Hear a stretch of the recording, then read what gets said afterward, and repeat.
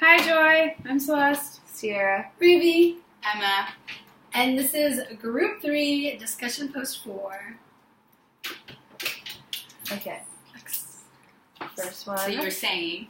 That's all I was saying. The first part is about how culture affects cognition, and that they were talking a lot about different types of assessments and how you can assess students in ways that have the assessment bias if they aren't aware of what the cultures are. So I was saying I thought that the example with the what is or isn't alive was really cool and not something I'd thought about before.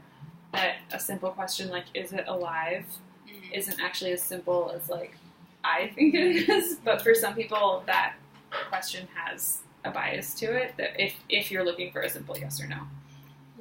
That's also an example that I thought was interesting, and it actually came up in our after-school program yesterday because we were doing abiotic and biotic factors, and so I was trying to go over abiotic and non-living because we had gone over predator, prey, animals, plants, and weather, and so I was like, what do all these things have in common? And it was like plants and animals, and that they're alive. And then I was like, what about weather? And then I was like, is weather alive? And then they're like, yeah, it is.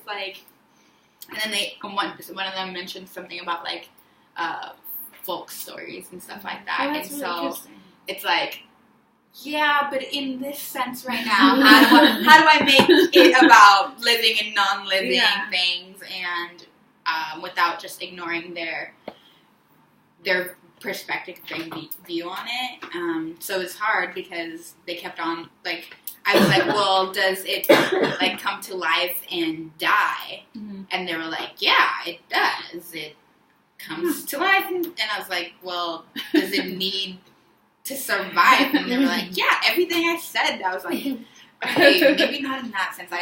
I was struggling really hard with it. I didn't even... Which was funny because I had already read about this and I didn't know how to go around it. Teach it. Yeah, it's actually so for my student teaching, I have to do a social studies unit right now, and in my social studies class, we're talking about a lot of the same stuff too, with assessment bias and culturally, what is the word we were using? Not culturally competent, but aware of the different cultural perspectives of your students, literature and resources that you're using, especially in teaching history. So you're not just teaching white man history. Yeah. And so we have to on Thursday we have to bring in resources that we're planning on using to teach in our unit that we're gonna do this quarter. That's our whole main point of this quarter, to do a whole thing about how do you assess resources for making sure that they're high quality. Mm-hmm. Do you guys remember in your education if you guys were taught white man's history? Because I definitely was. Looking back after talking about it, I'm like, holy shit, yeah, I was. Oh, most definitely, because especially because every history teacher that I had was a white man, and so when we were talking about the Great Depression, I liked my teacher. I think he was out of all one of the teachers that did incorporate other cultures into the history, but still he would always just tell us his stories as a white man in the Great Depression, and he was one of those teachers that rambled about his own life and stuff like that, but that's basically what it was, his single story of what it was like. And especially now I'm taking an African American studies class, I feel like I did learn this stuff, but not in the same sense. It was kind of brushed off, and different attitudes, specifically Malcolm X, Marcus Garvey. They were always seen as the bad black men because they were oh, we need to go back to Africa, and they were always tied in with violence and how. But it wasn't necessarily the case that they were violent. It was just the fact that Malcolm X was by any means necessary, which is understandable. They're against systematic oppression because of their race. So any means could mean violence, but it's not limited to, and which is what the white man perspective would be. Yeah, they're just afraid of black people acting out in violence. Yeah, well, it's like the whole, like, the winners write history, and so they had the, like, white settlers who came in and just took everything over, had all the guns, and, like, that's what we're taught, and, yeah. I think when I was in elementary school, we learned a lot about the, like, local Native American tribes, and I think we, like, learned good, like, I don't think it was super, like, whitewashed, sugar-coated, but it was also a private school. So they didn't have to follow, like, the standards and state curriculum. They could do whatever they wanted. And it was, like, a liberal arts progressive elementary school in California. So maybe not the, like, normal. And then high school was just all, like, we're going to read the textbook about how Thomas Jefferson was America's savior because he wrote the Declaration and had no flaws. All of that fun stuff. Should we move on to the letter parts of number 1? I'll just talk a little bit about what I thought interesting about that section is one of the examples where the students could say that the quantity was the same, but they still said that the taller glass or the taller level was more because the way that it was questioned, like the way that the teacher made the question and made it so that you had to have one greater than the other, even though he knew it was, or they knew that it was the same amount. I thought that was interesting. Yeah, that was the one also with the children from the culture where they didn't where they couldn't answer why do you think it happened this way, because like their culture was focused on action. Action, like they could answer here's what happened and like here's what it is, but they couldn't like analyze their thinking or explain why they thought something happened the way it was. I thought that was really interesting. Yeah, and especially because we often use like what do you think you know instead of like what do you know. And yeah, it's like you wouldn't think that question I might had no totally idea shut about out the whole like action. Yeah. No, I had never heard about that as like a cultural concept before, and so I thought that was pretty interesting too.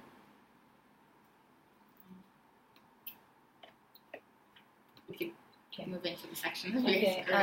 Who's A? Does A just want to start? We can go by A.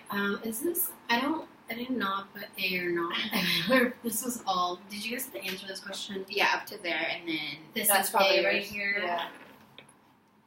Okay. So, my section talked about how does academic language play a part in teaching and cultural competence, and I kind of just talked about how it's really important to notice students' attitudes and performances during instruction, because sometimes some students work better. Sorry. I'm doing instead of assessing them in like A, B, or C, or true or false, or essay questions, that it's better to assess them during like group projects and like listening when they're discussing and stuff like that, instead of those type of assessments. And it's said to take like really analytical, not analytical. Anecdotal? Maybe. I don't know. I just saw that. Yes, records. And it had to be factual and concrete instead of like saying, oh, well, this student did this because maybe this is a reason. It has to be more true. And I kind of think that when I'm doing my student teaching or when I'm in the classroom right now, instead of thinking, oh, well, they probably did this because of this reason. And I'd probably get more out of it if I actually see facts and actually see what happened instead. And that was A. I don't know. Mine's like right. I don't know what that is.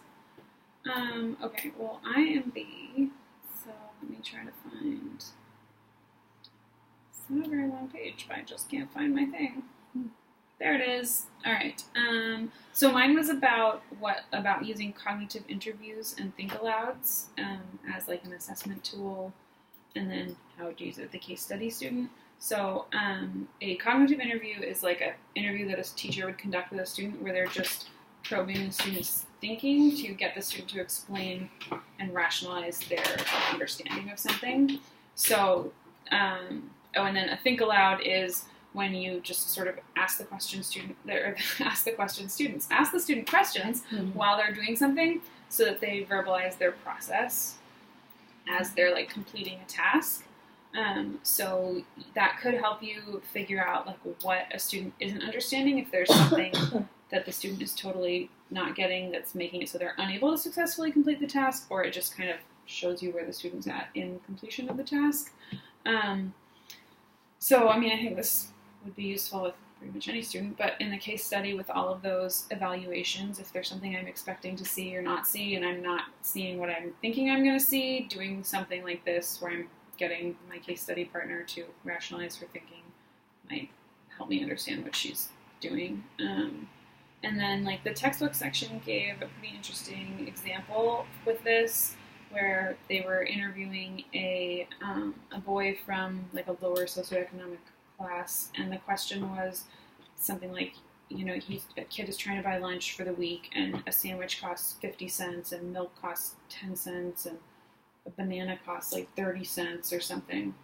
And it said his mom only has $1 bills. How many dollar bills does he need to pay for lunch for a week? And the kid, like, focused in on the mom only has $1 bill and thought the mom only had $1 and was like, he can't have lunch.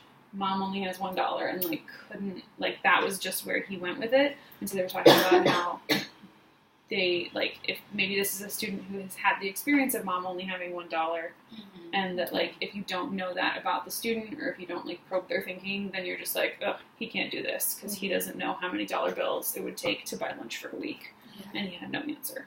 And so it was just like, it's a way that you can go more in depth with a student's thinking, and figure out if there is, like, a cultural bias in what you asked, or just something like blocking the student from being able to demonstrate whether or not they have that knowledge.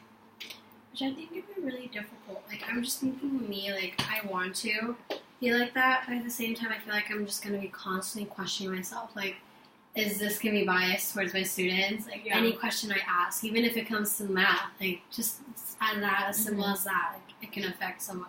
Yeah. And so it kind of scares me. Like, am I even going to be a good teacher? No, I'm constantly just thinking about that. I think the fact that you are already considering it is a really good start, because you know that it's going to be, like, affecting the students in everything, especially including math and stuff. So the fact that you are thinking about it means you're a good teacher already. Because a lot of other programs don't even talk about all these like cultural references and cultural the effects that the culture of a student has in the classroom. And so I think that's why Woodbridge is so hard. Like, it's more about, like, learning how instead of, or, like, learning how to appropriately address students and their needs. And that's a good thing, because, like, we're going to be competent teachers at the end, hopefully.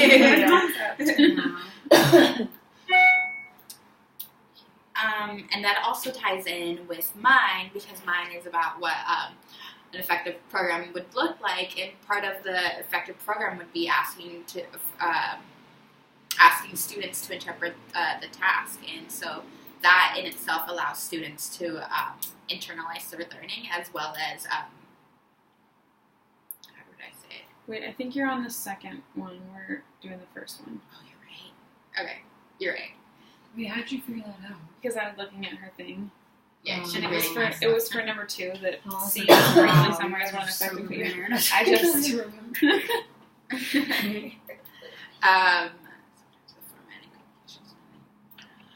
Mine was, why is it important for teachers to show students how to best respond to certain types of assessments? And I said that students need to know what is expected of them, so students need to be used to the format and of the assessment, so they need to have had practice it in the classroom setting, and they also need to understand the format as in, like, what it's saying and what it is evaluating. So they need to have like a clear, either step-by-step directions or clear criteria.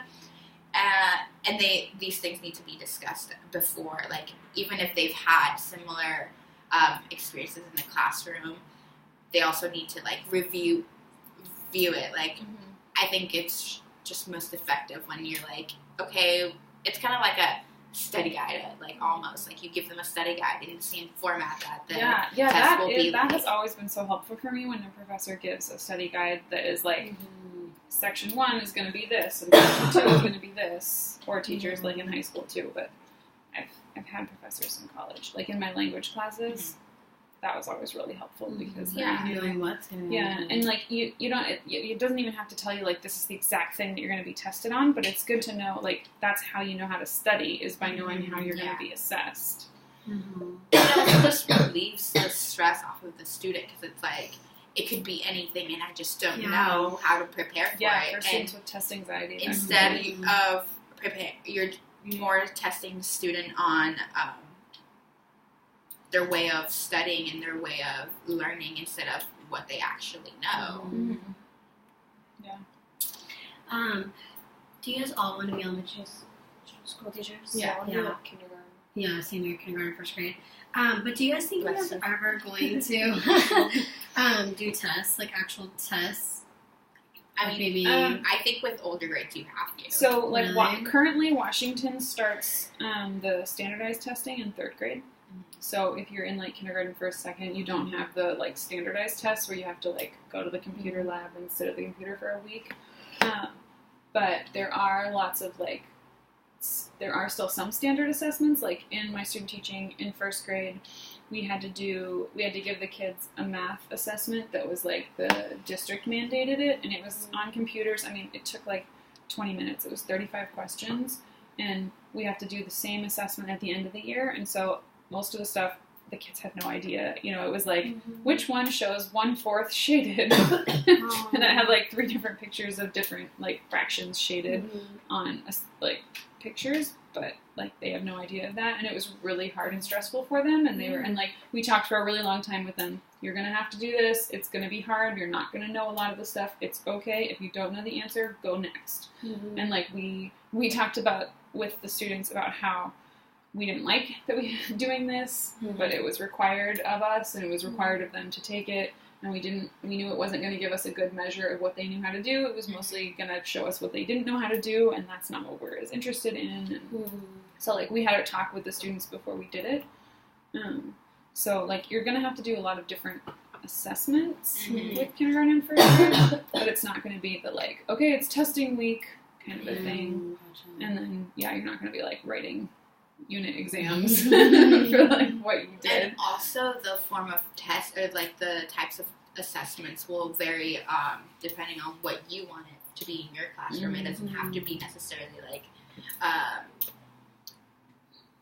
like they will have to take some sort of assessment for the school information and for all that data collection, but for you assessing your students, like you can do any type of like so I do my like social studies unit that I'm doing with the 1st graders is about families, and so we're talking about differences and similarities in families, like what is a family, what does a family do, and like there's all different kinds of families.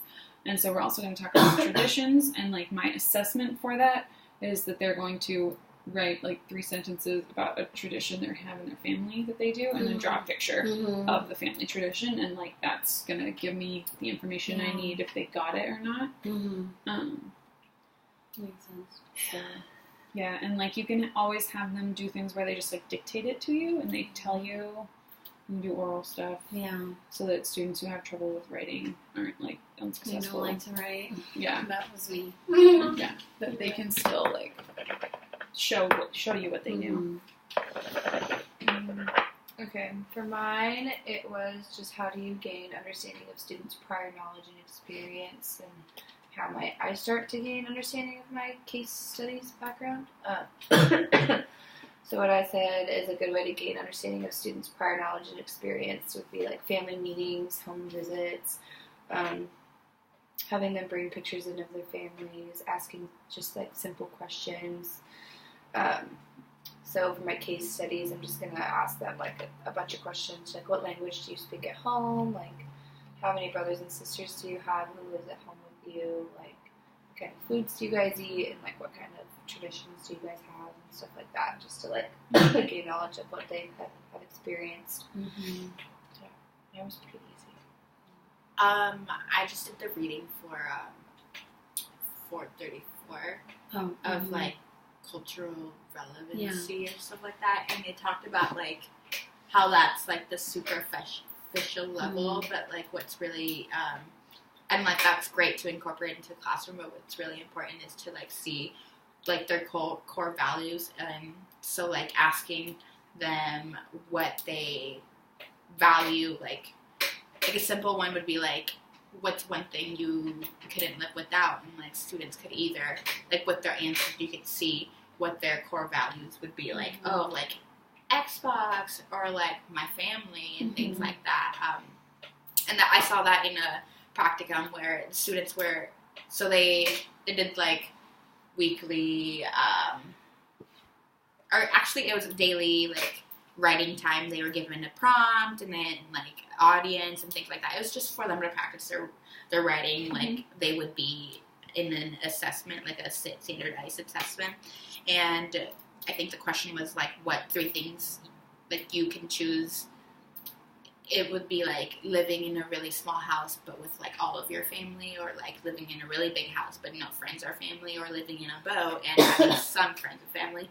And so that kind of gives, like, an idea of, like, what their core values and stuff. That's kind of like that one thing we did in 431. I don't remember if it was, like, one of the presentations somebody gave, but where we had to write down, like, your name, your religion, your whatever. Right. There were, like, the 5 things. I know your name was one, your religion was one, language was probably one, but I think there were 5, and then it was, like, it was about identity, and so then it was, like, you were told you have to get rid of one. Oh, yeah. And so I've which one did you get rid of? And your name can be one of them, too, I think. Yeah. I know that name and religion and, like, language, I think, were all in there, because we were talking about, because one person, like, the first, she was like, well, religion, because, like, I don't have a religion, so that one's not important to me, and someone else said name, because they had changed their name, so they were like, well, I gave up my name, so that one was easy, and, yeah, I don't know, but that reminded me of that, too. I don't remember exactly what we did with it, but I think it might have been somebody's. It's a presentation, yeah. I remember that. Yeah. It was a cool activity. I like that one. Should we move on to number 2? Okay, so mine, this is the separate ones, right? The ABCs. Yeah. So mine was how might you go about measuring content knowledge in ELLs. And in my LED 480 class, or 481, we've talked a lot about anchor charts. Do you guys know anchor charts? Yeah. Yeah, and so it's just about anchor charts, after anchor charts, after anchor charts, after anchor charts. Okay. 480? 81. Oh. And so we always have an anchor chart for every lesson. So literally in mine, it's anchor charts after anchor charts. Okay, and so that's literally ELL's works, and then also for my ELL, this class that we're taking, I'm also doing anchor charts with my students, and that's really helpful for them. And I've been using that to measure content knowledge, and so they'll research about rainforests or about the desert, and then they make it their own, all, like, set it up, so, like, landforms in the rainforest, and the climate in the rainforest, and plants in the rainforest, and they research on their own, and then afterwards they go to their chart, and together they fill it out, and that just shows me, like, what they know and what they still don't know, and it's just really helpful, because then afterwards they present, and it's like they're learning themselves, but at the same time, like, anchor charts have really been helpful. But then also I said that EL students would be, by telling them, to tell teachers not to, like, dumb down their language. It's more important for them to communicate more effectively and be more clear and talk more slowly and do, like, gestures and stuff like that instead of, because then you just, like, make your students feel stupid, and that's not everyone what can you tell should when be they're doing. being talked down to. But yeah, that's my, and illustrations, also illustrations.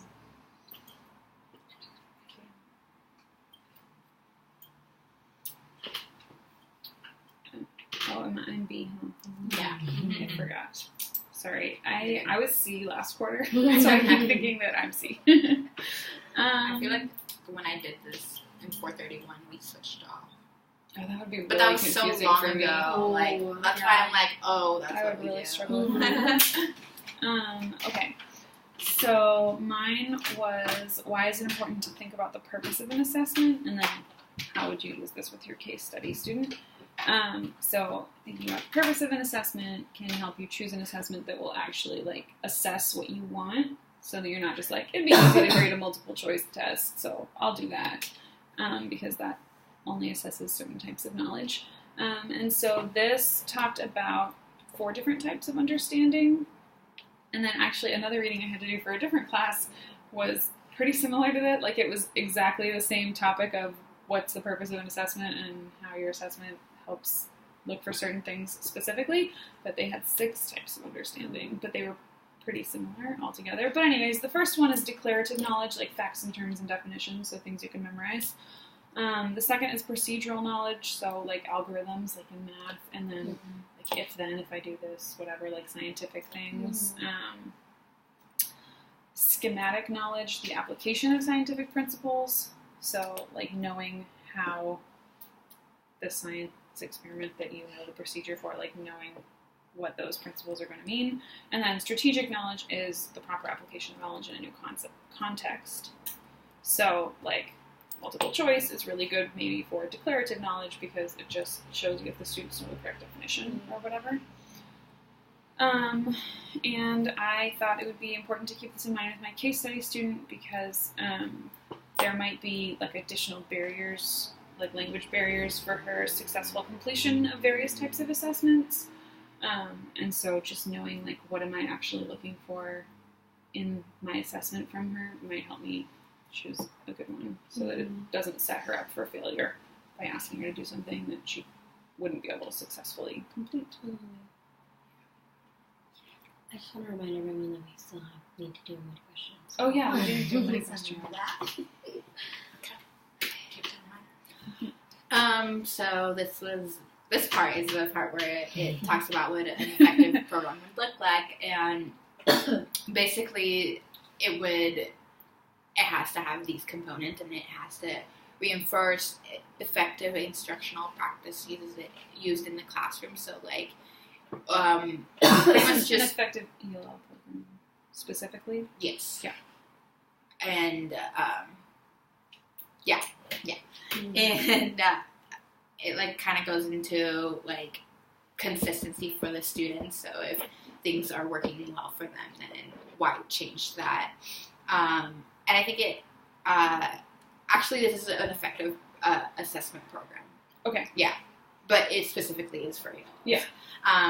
And calling for different types of information. So like what you talked about, the different types of assessment for different types of answers and like what you're looking for, like facts different and, understanding. Yeah, different understanding. So you would have to have varied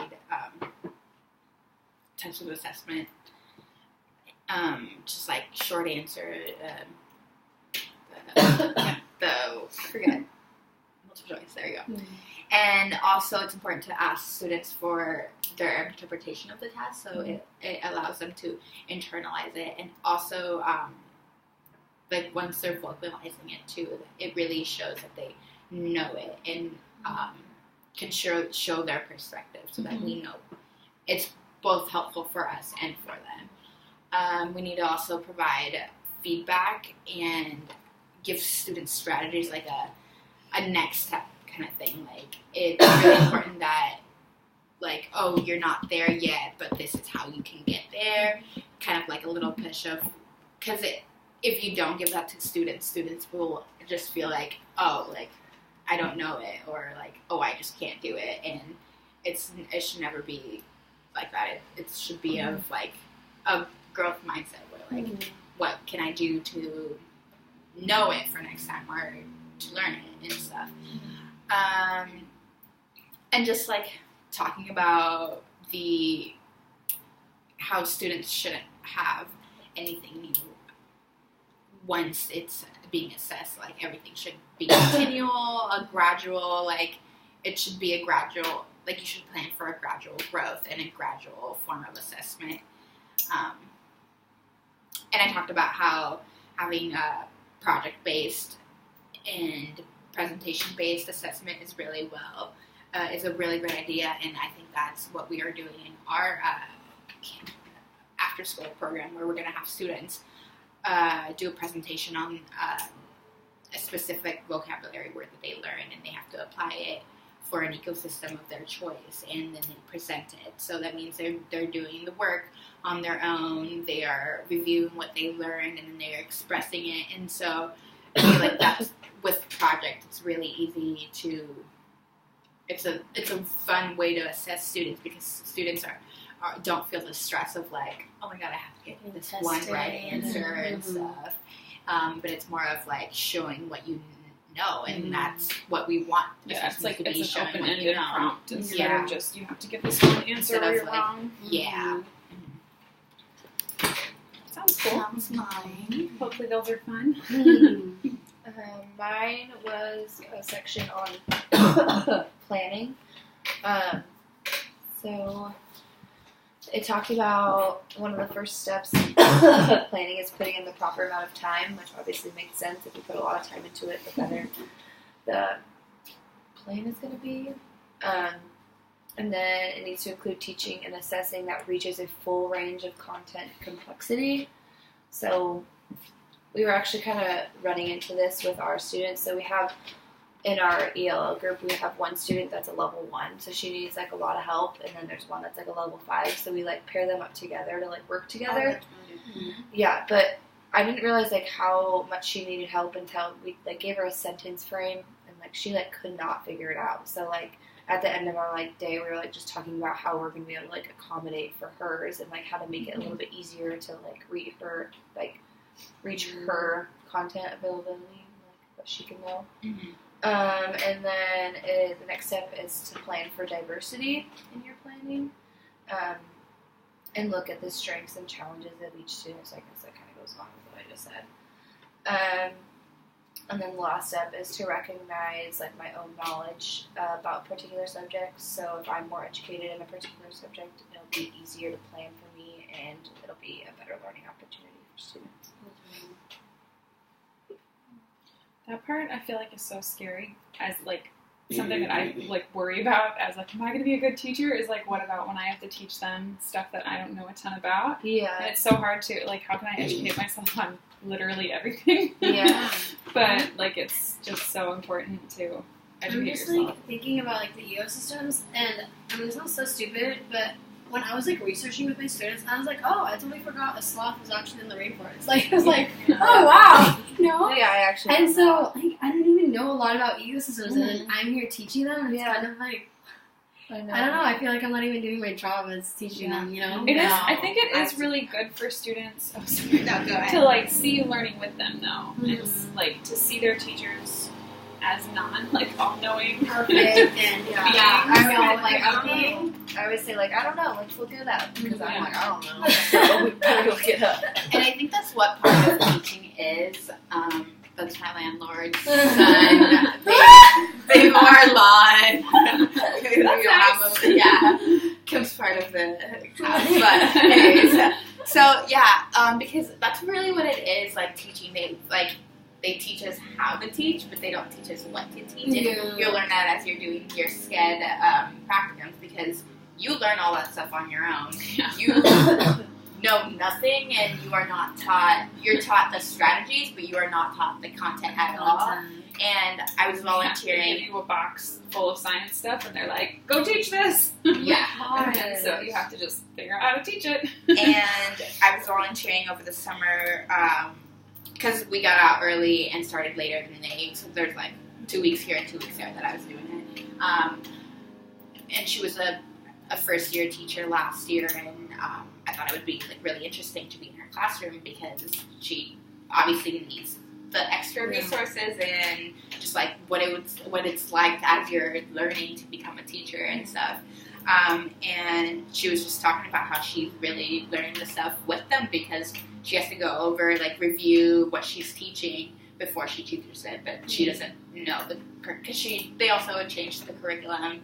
I think they also adapted the bridges just this year, and she was talking about how she just has to review. What school is that? It's in Everett, so Emerson Elementary. Yeah. Yeah, my student teaching school, they just started using bridges this year too. Yeah, I feel like in Bellingham that they had already they've used it for such a yeah. long time, or they've used it for at least they've been using it the whole time I've been in Woodring, and this is my 4th year. But that's a continual thing of like we're always a continual learner even as teachers because we don't know everything, and also that's one thing that a superintendent came to talk to our ELL, or it was like LF 481 or something like that, and he was like giving us tips for interviews and stuff, and he was like, we like to know that you don't know everything, that you know that you have to continue learning and continue teaching yourself things to be a good, effective teacher. So I think that's part of what teaching is about. Yeah, I feel like it's so hard to know where to draw the line though of like, I don't know this either, but maintaining like that you're the teacher. Yeah. And it's not just like, who knows what we're doing? I have no idea the answers then, like making sure that you, like, cause you want to let them, I think that's why it's so important to prep, yeah. right? And have your lesson plans so you know what you're teaching, but then there's still those questions. And, like, part of planning is kind of looking through what you're doing, and like with the science practicums, a huge part of that is anticipating what the students are going to ask you. Yeah. Like when you go through and do a lot of the lesson plans, you have to like write down what questions you think the students are going to give you. So you have to like already think about what are their misconceptions and what are they going to ask me, and like so you have answers ready. I think that could be a muddy question. Like, what do we do when we absolutely don't know the answer and we weren't prepared for the question that we... Yeah. That, we were talking a lot about that in my social studies class today, because we're talking about immigration right now, and how do you teach immigration to elementary school students and in the current, like, political climate. Yeah. And so we were reading, we were in groups, and each group got a, like, children's book, like a picture book about immigration, and we just, like, talked about, like, how would you use this, how would you teach this, what would come up, and so the book that my group was reading was a really cool book. What was it called? Nightingale, Mama's Nightingale, something like that. It was from the perspective of a little girl who was Haitian, and her mom is in a jail because she doesn't have papers. Like, she's in the U.S., and she was arrested for not having papers, and it's about her and her dad visiting her. And, like, all the books were, one of the other groups was reading a book about a family who the dad, like, the parents, they were in the U.S., and they didn't have papers, and the dad was almost arrested, but then started working at night. And it was just like we've been talking a lot about, like, documentation and how do you address those things in class. And so all of us were like, we don't know how to answer the questions that students are going to ask if you read books like that. And then, like, run into, like, students being like, oh, my mom doesn't have papers either, or feeling like they can't share, stuff like that. And then we were talking about, like, the issue with jail, and some students being like, my dad's in jail, my uncle's in jail, and, like, when you don't want to accidentally bring something in that's going to, like, trigger some kind of trauma for a student. And so we were talking a lot about, like, what do you do when you have no idea, when you, like, how do you bring interesting, different, important content into the classroom without traumatizing your students? Yeah. That's a good question. What time is it? 38:59. So, like... Okay. Yeah, 38:59. Okay. Should we move on to number 3? Yeah. So, what did you guys think of the video? I forgot it was actually a good question. Yeah. So I did the question, how might ELL students be affected by test bias? How can you as a teacher try to mitigate these biases? So I mean, the video was talking a lot about standardized tests, so I think probably ELL students are pretty affected by cultural bias on those, because they are so standardized and they're the same, and they're written by, like, rich white men sitting in offices somewhere back east, and not probably very reflective of different ways that people have experienced life. And I don't really know how you would do anything to mitigate the bias on a standardized test because it is a standardized test and there's like laws about how you proctor them and how you give the test. So I don't know what we can do as teachers to do that. That would be good to learn also.